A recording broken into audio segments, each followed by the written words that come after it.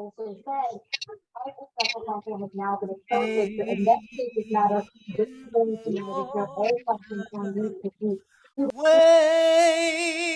in the water, children. Wade in the water when God's gonna trouble the water. Come on and wade in the water.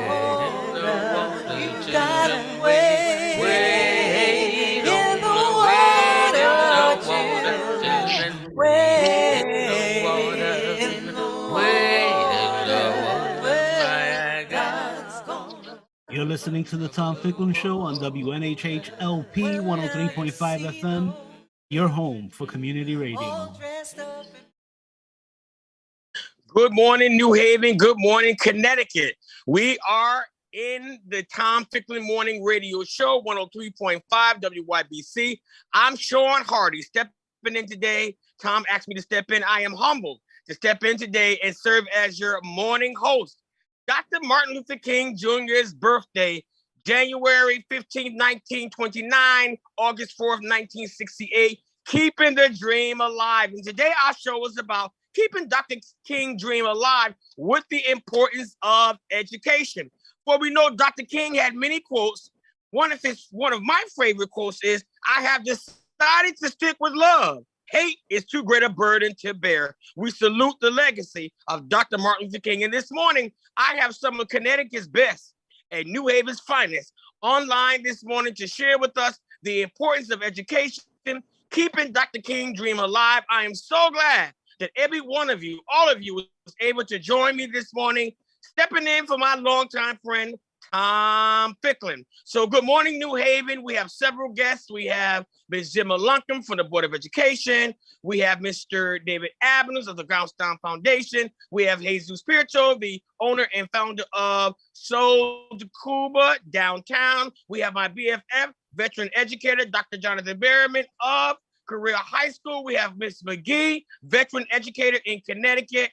I believe we have my friend, Mr. Eli, who is the Board of Education. He is the chairman for the education department over at the Board of Aldermen. And so we're glad to have all of you. If I missed you, I love you too. I'm glad that you have jumped aboard. We have our good friend, probate Judge Graves, Clifton Graves, who just retired. We salute him on this morning. Good morning to every one of you. Thank you for joining me. How is everybody today?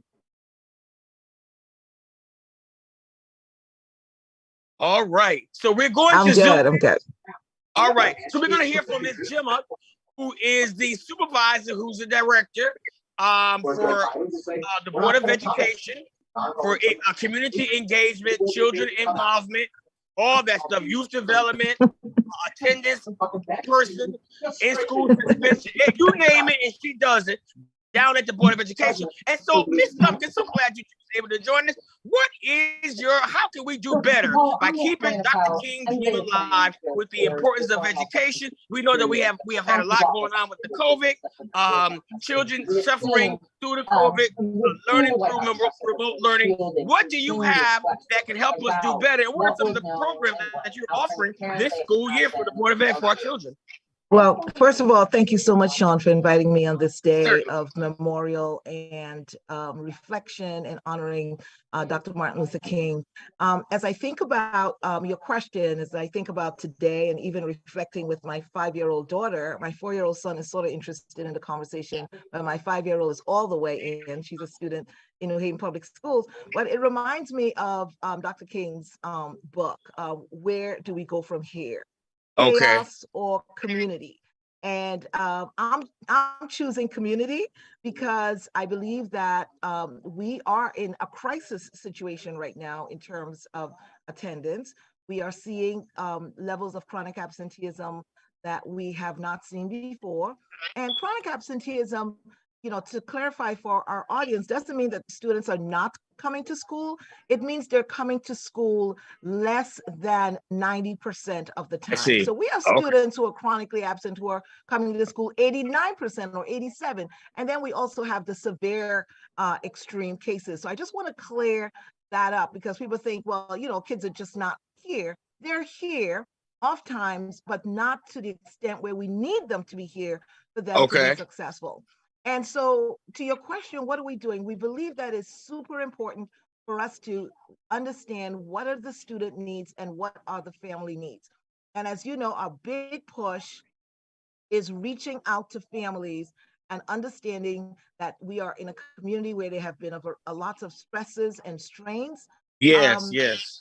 And we need to understand, how do we respond to the stresses and strains of those students as well as those families.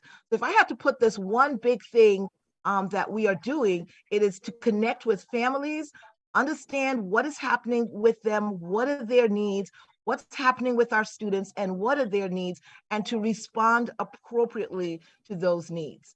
And so that's our big movement. We also know that it's important to connect with our community partners. And so we are engaging in reaching out to multiple community partners, especially those who have indigenous relationships with our community, with our students and families. They're there, they're in the community, they understand our students. So we're gonna expand our work with community partners. We are in fact doing that right now, to ensure that our partners are helping us, because the schools simply cannot do it by themselves. Yes. And I think we also have to make sure that we are continuously educating our families, especially our younger families, Sean, don't realize that missing this much days impacts students' reading.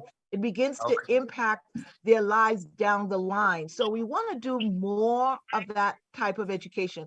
I'm putting, attendance education to our families.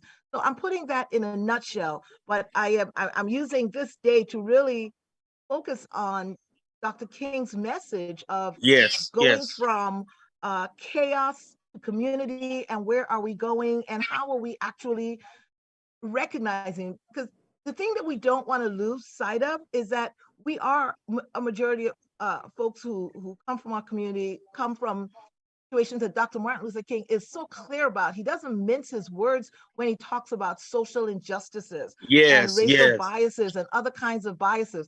So I'm not going to sweep that under the carpet as some of the issues that our families and schools are dealing with, because Martin Luther King was front and center about it. And it's not throwing accusations at folks. It's saying that there is a reality of dealing in our community of social injustices and racial biases that we have to continue to recognize and deal with, but at the same time, expect to build the resilience of our community, the somebodyness that Dr. King talks about in that book, and to remind us that we are somebody, we are connected, and we can overcome. So if I have to jump off, I've said the majority of what I wanted to say today, and good morning again to everybody who is on the call. Thank you, Jim. Outstanding as always. And we are somebody. Don't let nobody think you are nobody. Don't let them count you out. I was in church yesterday and I heard that. Don't let them count you out. You're counted in. You're the fortunate and not the unfortunate. Ooh, I feel King spirit this morning. But the most of all, I feel God's spirit this morning. That's the greatest King of all kings. And so we are grateful that we are celebrating the life and legacy through education of Dr. Martin Luther King. Thank you, Ms. Jimma, for joining us. I know you have a lot of programs out there. I know we have Saturday Academy. I know you're starting a new Action Teen program. I'm trying to help you do something. What I'm trying to do, I don't know, but I'm trying to get in there with you and try to make it successful as usual. Thank you so much. I'm humble that you was able to join us. 103.5 FM Tom Ficklin Radio Show. You're tuned in to Sean W. Hardy, New Haven, Connecticut, and the City of New Haven Board of Education. I see Judge Clifton Graves. Thank you, Ms. D. Marshall, for joining us. I see you. Judge Graves, how can we improve our education and keeping Dr. Dream alive? What more can we do? How are you this morning?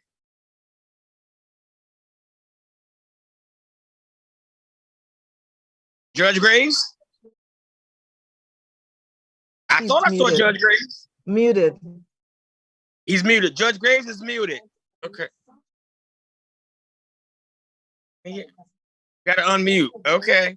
All right. We'll go back to Judge Graves. Dr. Jonathan Berryman. Good morning, Dr. Berryman. Hello? I think I'm unmuted. Oh, you're unmuted now. All right, Judge Graves, we're going back to you. Good morning. What is your feel on keeping the dream alive and the importance of education? Judge Graves. First, let me thank for this invite and commend everyone that's on this call. I think Jim has said it all as far as addressing the issue of. Here's the thing: our challenge is just multifaceted, as I think as Jim alluded to, in terms of dealing with our children and our youth. And first and foremost, as we honor Dr., we can't honor Dr. King and those on even though those whose shoulders he stood on, without acknowledging the importance and significance.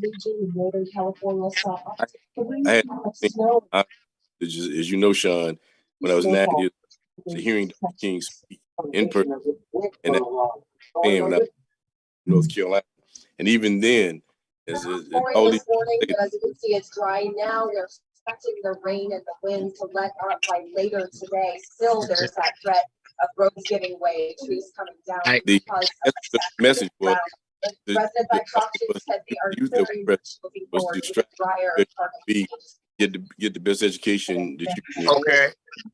And forward and positive. It's better than thanks for coming back in. We have another round of it. We'll be excited.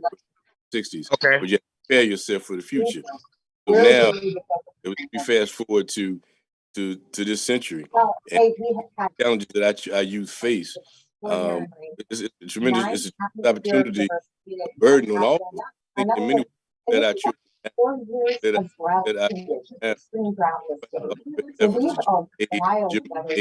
all those demark teachers involved in education, not least of which is as last week, the lack of value life, access Gemma, I think you need to go on mute. We can hear your that exists in our community. So we have again tremendous burden to address in terms of instilling in our young people the importance of life, importance of hope, and the importance of moving forward. But it's difficult. It's a tremendous challenge, and I have to believe Dr. King, while he may be smiling upon all the achievements and accomplishments we have made since his death for sure, but he has frowning upon the fact that we have let our children down in this country. As Langston Hughes said, America has not yet been, but yet must be. And that's the challenge we all face. We have to continue to fight and struggle to make America the land that it is promised to be to all of us, especially for our youth. Yes. Thank you, Judge Graves. I appreciate that because I know that you have great history with Dr. King. I remember the story of you coming up as a child on that podium when he came to visit North Carolina. I believe I'm a little bit right about that. All right. And so I was trying to remember that this morning. I know you was a little boy and you wanted to do something else, but y'all was going to hear Dr. King that night. I think you got the opportunity to shake his hand. I do believe that. Yes, sir. I did, and I was my mom. I'm forever indebted to my mom and daddy for having the wisdom to take me to church on that Wednesday night to hear Dr. B. And he inspires me to this very day. Thank you, Judge Graves. Judge Graves just retired from probate judge, but he's still active in the community. Professor, he does everything, and I'm grateful to him, and I'm grateful for our friendship. Thank you, Judge, once again for joining us and zooming in to 103.5 WNHC Tom Ficklin Radio Show, celebrating the life and legacy of Dr. Martin Luther King with the importance of education. Dr. Jonathan Berryman, how are you this morning? Good morning. I am well. All right. Well, Dr. Berryman, everybody should know who Dr. Berryman is, but if you don't, you're about to find out. He's the maestro, as I see it, for the state of Connecticut over there at Career High School, Heritage Corral organizer, my BFF. And I'm just so glad that Dr. Berryman found time out of his busy schedule on this day off, on this Monday morning, to give us his ideas on the importance of education and what we can do to further it through the life and legacy of Dr. Martin Luther King. Dr. Berryman. Well, first of all, good morning. I'm delighted to see everyone this morning and delighted to share with you. It's good, really good to see you and to hear you. I don't take that for granted at this point in life. But one of Dr. King's quotes that continues to resonate within me is that the true goal of education is intelligence plus character. Yes. And as I really think about that and chronic absenteeism and getting students into school, once students are in the building, we have to come to a better consensus of what it means to build intelligence and character. Gone are the days where where students do things just because we say so. That's gone. We have to provide some real frameworks for what intelligence looks like and what character looks like. Yes, yes. So constantly reevaluating why we're teaching, what we're teaching, and then making it accessible to students so they understand why it's valuable. I think so. As an educational practitioner, at this point in my life, am looking at what do we do with students once they're there? Do they feel like that what we're providing is relevant to them? Do they see themselves in what we're teaching? Do they see themselves in the building? Are we making our lessons engaging to them so that regardless of, and providing a variety of entry points into the information so that they can grasp it? Or are we with that old model, I got mine, you got to get yours, and you do it by hook or crook? And so the academic piece, that intelligence piece, we really do have to, we are now in 2022 going forward, looking at all of the technological tools that we have and the jobs that are now available that didn't even exist 20 years ago. And some jobs that existed 20 years ago are now obsolete. I don't know anybody looking for a typist. You know, there's some jobs that are gone. And so how are we preparing students to take their skill sets and to really engage in what we now know as the modern world is important? And then in terms of character, you know, character has to do with integrity. And integrity, first of all, has to do with knowing who you are and who you aren't and what to do about it. So how are we, I love the Castle's model of social and emotional learning. How are we teaching self-awareness, self-management, social skills, relationship skills, responsible decision-making? What does that mean? What has that historically meant? And what does that mean for our students now? Because I would tell you, Generation Z thinks differently than this Generation X person. And my ideas might be great, but my ideas might not meld with theirs. So I have to recognize that as a teacher, I'm coming from a certain perspective that is mine, but I have to honor the perspective that is theirs. So once students come into our buildings, Gemma Joseph Lumpkin, are we doing things that are attractive or are we doing things that are turning them off? So on my side, I'm looking at, we can make things better by still honoring Dr. King. Yes, the real point of education is intelligence plus character, but we have to be deliberate about what we mean by that and deliberate about planning curriculum, instruction, and assessment that is attractive to our students so they understand how they fit into intelligence and character. Thank you, Dr. Berryman. You told a story on that one. I'm so glad to hear from you and get everybody ideas. That is phenomenal. I'm so glad that you was able to join us. We're not through yet. 103.5, Dr. Martin Luther King, The Importance of Education. I'm thinking about one of his famous quotes, another quote, free at last, free at last. Thank God Almighty, I'm free at last. Thank God that we are here. So much is going on in our families, in our world, in our community. But thank God that we're on the breathing post this morning. Thank God we're up, we're over and not under. We're not at the funeral home this morning. We are in the land of the living. And I thank God today for life, health, and strength. Celebrating Dr. King, we have my friend, Miss D. Marshall, the veteran educator from Hill Central School. Give me some highlights on the importance of education and how you feel about it after being a veteran teacher for over 35 years here in the city of New Haven, Connecticut. Ms. D. Marshall. Good morning to everyone and happy King Day, as we call it. We have to remember that Dr. King said the purpose of education is to help kids to think intensively and critically. And one of the things I did, I focused this week on his life and some of his quotes that I wanted the kids to know. And Dr. King always said, if you can't fly, then run.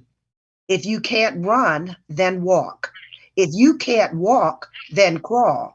But whatever you do, keep moving forward. And that's what I want our kids to know, that they can keep moving forward despite the obstacles that are before them in the 21st century.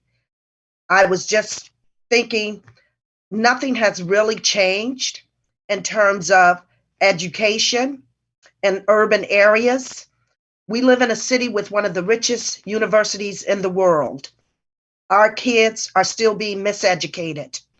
Our kids are still not receiving the resources they need to get a proper education. We still lack teachers of color that look like them in the schools. We still lack curriculums that are not forged towards our kids' learning. We still lack people who are not actually coming into the schools and fighting with the soldiers in the classrooms to really see what's going on, to understand what real social and emotional development is of our kids. You can send something through an email, but if you're not there and participating and being actively involved with the kids as educators, then you miss out.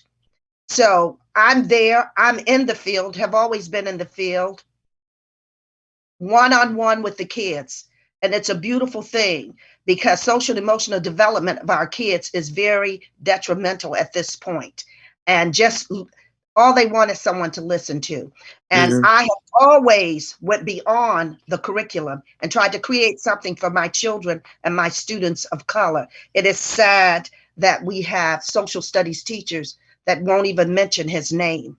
But see, if we had people running in and out of these schools and actually knowing what's going on in classrooms and within the community. When 3:30 comes, people are gone. The parking lot is empty. But it's those of us who are attached to the community that still try to work with our kids. So as we said, Dr. King said, kids need to learn, people need to learn to think intensively and critically. And our kids can do it if they are given the right curriculum and teachers, educators who are passionate, who are creative, and keep the kids engaged, not engaged in allowing them to be on their phones 24/7, but to actually read and write, articulate, and to learn the purpose and create, and the creativity. Our kids are full of creativity, full of it. It just has to be tapped. It has to be tapped. Thank you, Ms. D. Marshall. I like that social piece because I'm a social person. I like bridging the gap between the school and community, introducing the community to the students as well. I've done that, try to do that for over 2 decades, because a lot of times we don't know what's in our community, or we know what's in our community, but we've never been attached to them. We've never been introduced to them. So I really enjoy when I bring guests to Vincent Memorial School, which is now Memorial Sheridan School, because a lot of the kids that I'm running into later in life are coming back to me and saying, Mr. Hardy, I'm so glad that you taught us about this, that, and the other, because if you hadn't brought their attention to us, we would know nothing about them. And sometimes there are own people that live right here in New Haven. I enjoy bringing downtown the Board of Ed to our school to read, so the kids can know, well, who's the one making these changes? These are the people that's trying to make good changes. They're trying to do this, they're trying to do that. And I would like for them to come read to you and talk to you personally, one-on-one, because we know they're busy doing different things citywide and statewide, but it's good to see them face to face, to know how they connect with the community, how they can better get involved with the community. That is a very important piece. Ms. Marshall, once again, I thank you for enlightening us on the importance of education through the life of the late Dr. Martin Luther King. Mr. David Adams, how are you this morning? I am well, thank you. Mr. Adams is my friend from the Brownstown Foundation. He is the CEO. He is the executive director. I'm so glad that he took time out of his busy schedule to join us this morning. Mr. Adams, please give me your information, your feedback. What can we do better to improve the education in the honor of Dr. King's dream? Good morning. Thank you. So I think about the fact that every successful civilization provides a system to prepare young people to be full productive citizens. And I think we have to really look at what has been done or not done to provide that support to our young people, because you cannot really fulfill your potential through the education system if you're not being provided with the resources and you're not being provided with the environment within which to do that. And I think that, as Clifton Graves said earlier, we have failed our children. We have not provided that support. We have not provided those resources. We don't provide even a thorough, accurate curriculum and education to give young people a clear view of the world so that they can make good decisions and be prepared to function in the world. And, when we drill down and look specifically in the state of Connecticut, we have a very faulty school financing system that does not provide the resources that all of our children need. And that has to be addressed. And we are still, lagging behind in terms of how thorough and accurate our curriculum is in terms of providing children with a very clear view of the world. So there's a lot of work to be done. As Dee Marshall said, we do not have faculties, teachers that reflect the students that they are teaching. So there's just so much work that has to be done that we have to move on. And I just say, Dr. King was someone who would not sit idly by while these problems were festering. Thank you. And Mr. Adams, just briefly, could you give us a little highlight on the Brownstown Foundation? Sure. It's a family foundation that started in New Haven by the Graustein family and has had a focus on education in some way, shape, or form during its entire existence. And mostly because they understood how much education made a difference for them immigrating to this country in the late 1800s and being able to be successful, and therefore have wanted to steer their resources to providing support for the whole community to take advantage of education and to provide an education system that works for everyone. Thank you. Thank you. I'm so glad that you was able to join us. 103.5 WYBC. Sean Hardy stepping in for my longtime friend, Mr. Tom Ficklin. It's an honor to have all of these distinguished guests on the show this morning, keeping Dr. King's dream alive with the importance of education. We've been celebrating Dr. King last week, this week. Yesterday was the famous 53rd anniversary of the Love March. Miss Cal Brown's celebration was last Sunday. Today, Dr. Boise Kimber and the Clergy Association is having something at 11 a.m. Different things are going on in the community to keep the dream alive, not just today, but every day. It's an ongoing thing. 103.5 FM, just to keep things alive, keeping it going. We want to keep his legacy going. We want to keep his truth going. We know he was a great educator. He believed in education. He believed in equal rights. He believed in everybody coming together. He was a faith-preaching man. And so we want to keep that going. We want to keep that same spirit going this morning on 103.FM. We're so glad to be here this morning. Miss McGee, is that my friend, Miss McGee? Hello. Hello, Miss McGee. Miss McGee is an educator in the state of Connecticut, and she's going to give us her input. Once again, how she feels about the importance of education and Dr. King's dream. Good morning, Miss McGee. Good morning. So I currently teach fourth grade, and I believe that keeping his spirit alive is super important, and the messages and the quotes should be integrated into our curriculum, not just for a month or just for February, because a lot of kids zone in on, oh, it's just Black History Month for 1 month. It should be an all year teaching. In my classroom, we like to focus on the different quotes and the meanings of his quotes, and focus really on love and love for each other.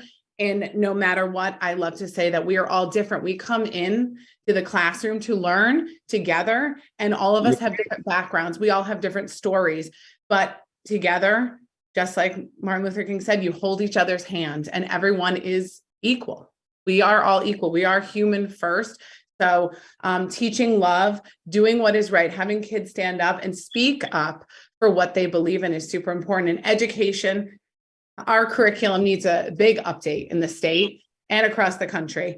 We don't put into the curriculum and target from different areas. We are focused on one thing, but we don't take into account the students' backgrounds, the social emotional needs of the students. We focus on it a half hour a day. That's not enough. The students need more than that. So keeping his memory alive, letting the kids, really focus on him and other important Black figures, not just for a month, but integrating it into our curriculum all year long. Have that accessible. And that should be in every school district. Every school district should be integrating this within the state and within our country. And that hopefully that will change in our nice. lifetime. Thank you, Ms. McGee. It's great to have you on the show this morning. So nice to see you, to be with you. Thank you for joining us this morning. Keeping Dr. King dream alive. My friend, Mr. Eli, Chairman of the Board of Education, Education Department, the Board of Aldermen, Education Department, my good friend, Ward 7. Eli, what do you have to say this morning about keeping Dr. King dream alive? So glad to have you this morning. Good morning, Sean. Thank you for having me. It's an honor to be with you all this morning. I just wanted to start by saying thank you to all of our New Haven Public Schools educators and administrators who are on this call. It's the work that we do, that you all do in our public schools every day is Dr. King's work of spreading light and love and truth and knowledge to our next generation. So thank you. And thank you to everybody on the call who is involved in that work every day in our schools. The message I wanted to share today is I think when I reflect on Dr. King's legacy, one is about solidarity and building community and recognizing that it truly takes a village to raise our kids. And we need, as Gemma was talking about with the crisis that we're facing with chronic absenteeism and test scores being lower than they have in the past, we really need to. It's got to be everybody in our city stepping up, in city government, in our community, in our families, in our nonprofits, our local businesses. Just we got to always be emphasizing to our young people and our families and parents the importance of education, the importance of making sure everybody is in school as many days as possible, and that we're also expanding the programs that we offer. We know that we need more summer enrichment, we need more after school programs. We need more tutoring. We need more teachers in the classroom. I think that folks earlier were talking about the gaps that exist in our state. And if you are in our schools every day right now, we know that we have dozens of teacher positions that are vacant right now. And we know that's not something that exists so much in other towns around the state. That's something that exists here in New Haven that we have to struggle with, and that affects our children. So we got to work together to make sure that we're, working in solidarity to fix those problems.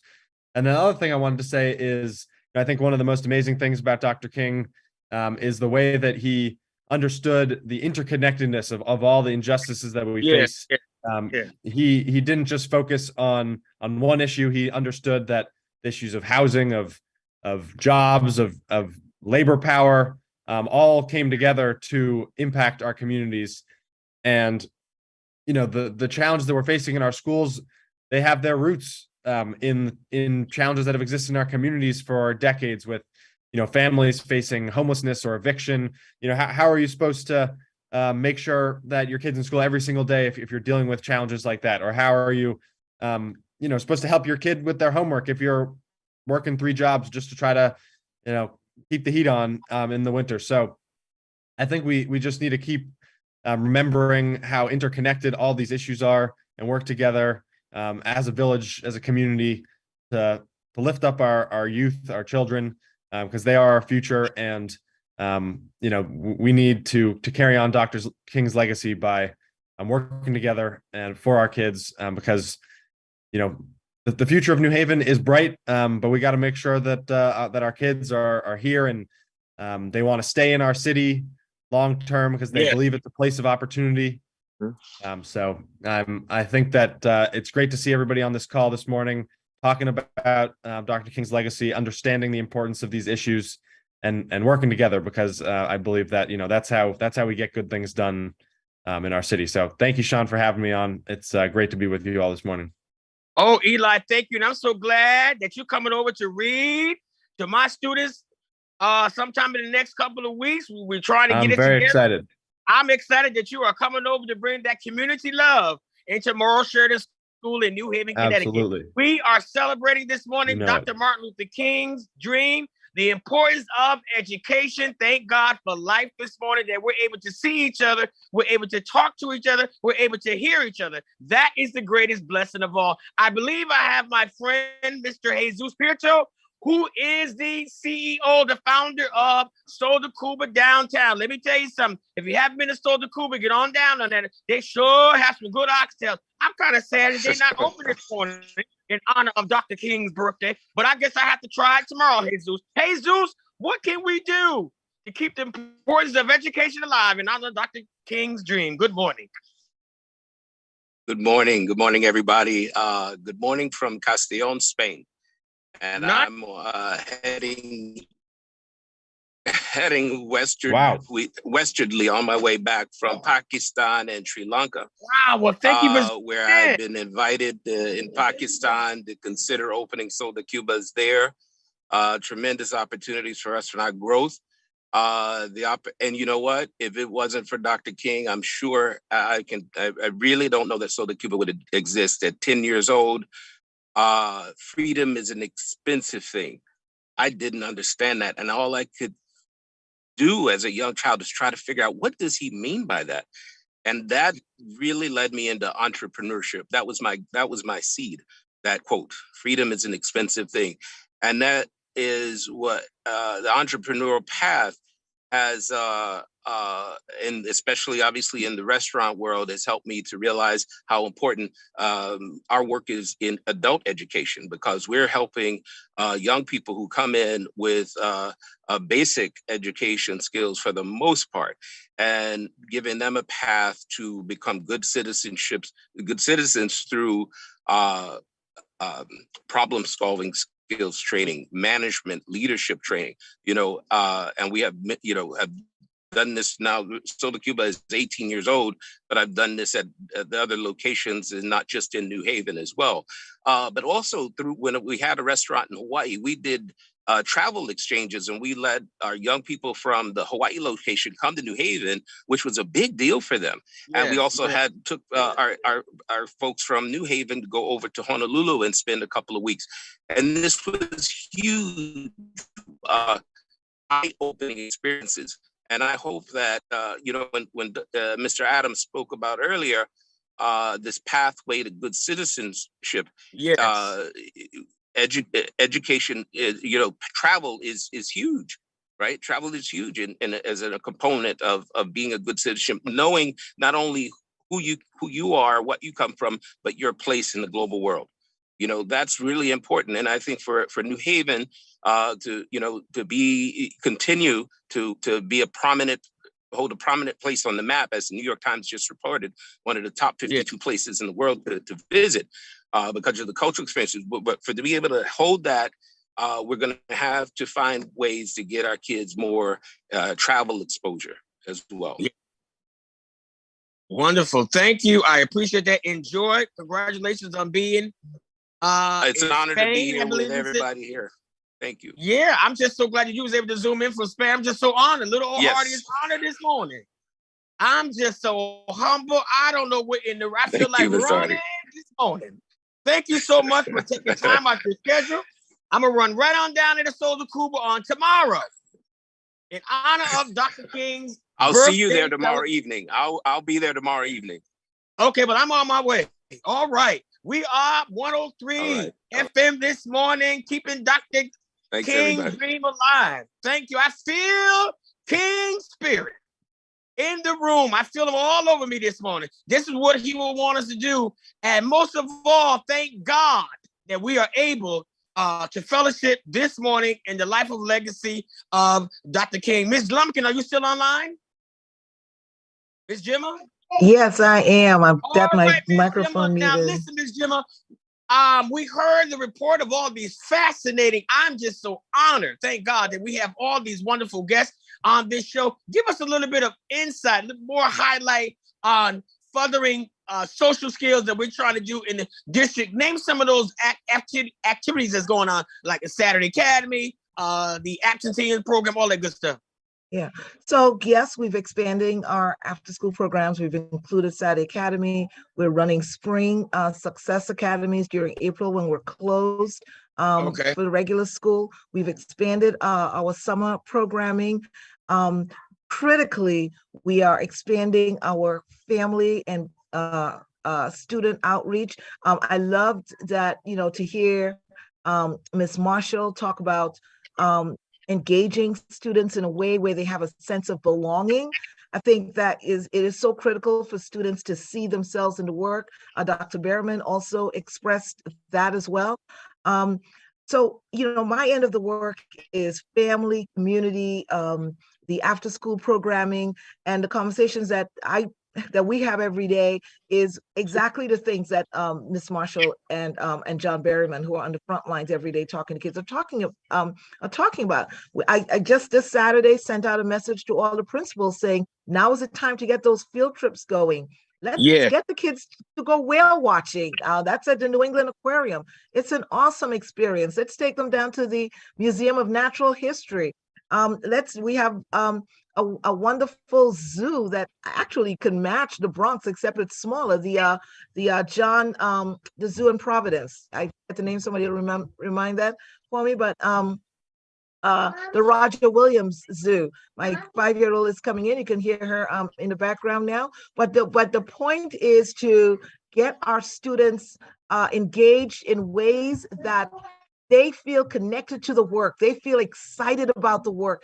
Mr. Berryman cannot have said it better. Our students need to connect in a way that is relational. They need to have a relationship, not just with the teacher, but with the work in front of them. Yes. And so we're working very hard to bring that message into every single classroom. We're doing well, but as the gentleman from Graustein Foundation, Mr. Adams, I believe, said that we are not doing enough. And honestly, I may not sound like it sometimes, some of those of you who've been on this call, we need the external pressures to help us to rethink ourselves and to look at ourselves and to make important shifts that we might not have made had those external pressures not been at the table. So I personally welcome those pressures and feedback from the community to help me and to help our team think of how we can do better. Because as as administrators, we don't have all of the answers. And so folks like Ms. McGee, it was so awesome to hear you talk about your values around. This is the best I can do with this. To talk about your values around educating our students across the spectrum. And I just want to say to Mr. Sabin as well, Sabin, I'm sorry, Eli. I greatly appreciate your discussion around coming together in solidarity and working together. Listen, we have, and I'm announcing this today, and I'm probably going to get in trouble, but we're entering into the final 90 days of school. We should all be talking about the 90-day challenge.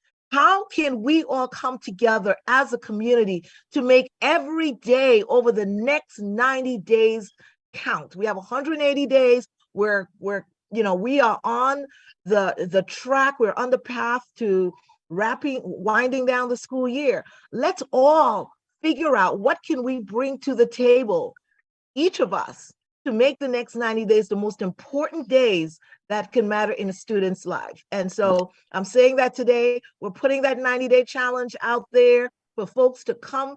Call Miss Marshall. I know, Mr. Eli, you're going out to the schools. Mr. Berryman, I know you've already got your plan, Ms. McGee, but what can we all do? I'm looking forward to the judge coming in. We miss you. Judge, we're going to engage you as a mentor. We need success mentors like yourself to come in one day a week, one day a month, whatever you can give in the next 90 days to get our kids there. Let's come together in solidarity for the 90-day challenge for our students. And I'm announcing that here today for the first time. All right, for the 90-day challenge. I'm so glad to have everyone on board the ship this morning. Keeping Dr. King's dream alive. Judge Graves is phenomenal about going to schools. Every year I've invited him for over 20 years. He never said no. He even Zoomed in. So he is a phenomenal community activist. I'm so glad to be a part of his life and friendship. And my friend, Mr. Adams, is coming over to Moral Sheridan School in a couple of weeks. So we have a lot of things that's going on. We're going to try to keep it positive to bring our wonderful students together. It's an enhancement for me as a little bit older than the students to enhance me to go further as well, Miss Gemma Lumpkin. And I know we'll be working even closer together. And as I always say, I know you're not going to forget about Hardy. So glad to have all of you this morning. We're about to be closing out soon on the legacy of Dr. King. Dr. Jonathan Berryman, what more can we add to this wonderful importance of education? What can we add socially? You know, it would be nice if you would organize a youth gospel chorus. Woo! New Haven Public School Youth Choir. Get on with it, Hardy. Go ahead and tear it up this morning. Now, Dr. King, if you bring some more of your wonderful talent, start a gospel chorus, a youth choir, ensemble. What do you think about that, Dr. Berryman? Well, now that the world is opening back up and people are coming together to sing and to be together in groups again, choirs I'll say they're the original productive gang, right? Mm-hmm. You have a lot of people who get together to produce a positive result. So I'm all for that. And as Eli said, this coming together as community is essential. Yes. That you can't just be intelligent by yourself. Mm-hmm. Right? Yes. You have to have it is the input of other people who help us shape our ideas. King, we know King the man, but he had a crew of people around him. He had great ideas, but I'm sure he test drove them with other people, right? So this, even as we are sitting here today, we are a community. And I think, as Mr. Adams said, we need more focus on this idea of shaping our youth into productive adults. At this point in 2022 and beyond, we need to know from the community what that means. From Jesus Puerto, what does that mean for what you're looking for in the restaurant world, in the business world? What does that mean for what we're looking for in the rest of the business world and in the professional world? What does that mean for the New Haven community specifically? If our children are to stay here, what do we as a community need to do to support that? In terms of jobs, in terms of activities, is it going to be a mass choir that keeps people here? It might be.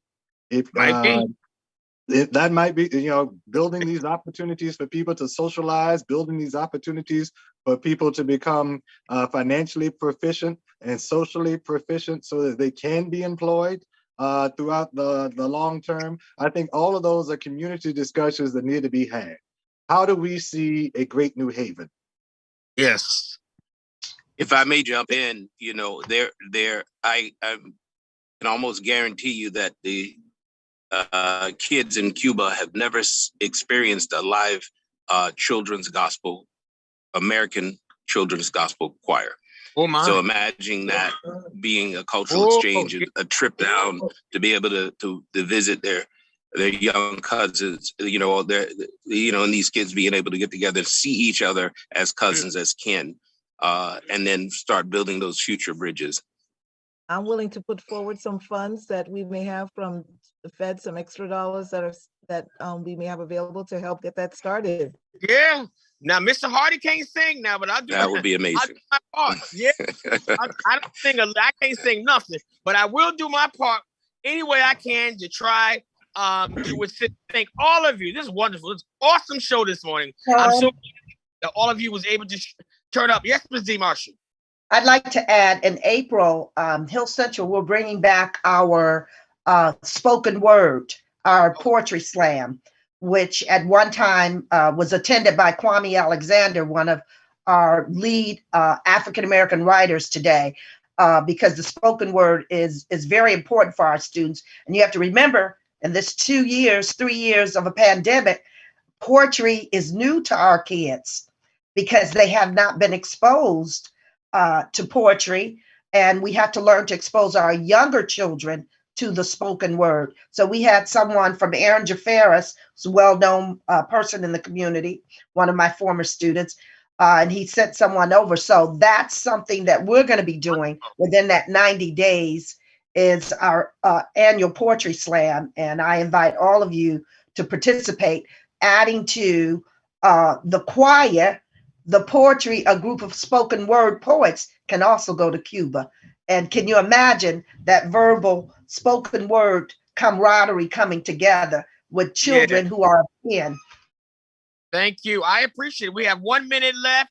We want you to join us on Friday. Myself, Cedric Robinson, Miss Melanie Gallagher, Miss Dee Marshall, Leslie Blatto, the president of the Teacher Union, Dr. Jonathan Behrman. We're hosting a social gathering, New Year's social gathering at the Q River new restaurant at 3 Clifton Street off Quinnipiac Avenue. Friday, bringing the educators together, that community involvement to talk about one of the wonderful things, information that we discussed on today. I'm so glad that you was able to join me, stepping in for Tom Ficklin this morning, 103, in honor of Dr. Martin Luther King Jr., with the importance of education, keeping the dream alive. I love all of you. Thank you again. Outstanding guest this morning. I appreciate all of you. Thank you. Thank you. John Hardy. Look forward to following up, everyone. Take care. All right. Thank you. Thank you. Safe travels. Thank you. Take care, everyone. Thank Safe you. travel. All right. Okay. Way in the